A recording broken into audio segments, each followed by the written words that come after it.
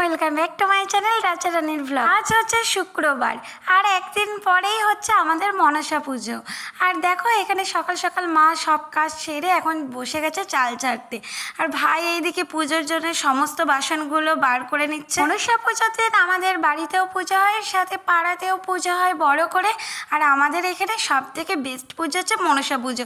তারপর এদিন বাড়িতে প্রচুর খাওয়া দাওয়া হয়, অনেক লোকজন আসে। আমরা যেমন সকলে দুর্গা পুজোর জন্য দিন গুনতে থাকি, তেমনই আমাদের এখানকার মানুষগুলো সারা বছর এই মনসা পুজোর জন্য দিন গুনতে থাকে। তো আমার রান্না বান্নার শেষে আমি স্নান করে লাঞ্চে বসে পড়েছি। আজকে লাঞ্চে ছিল সাদা তিল বাটা, যেটা আমার খুবই ভালো লাগে। আর এখানে ছিল চিকেন আলুর পাতলা ঝোল, যেটা আমি রান্না করেছিলাম। তারপর দেখো বিকেলবেলায় এখানে প্রচুর বৃষ্টি হয়েছে আর মাঠে জল দাঁড়িয়ে গেছে। এই পুজোর টাইমে বৃষ্টি হলে একটুকু ভালো লাগে না।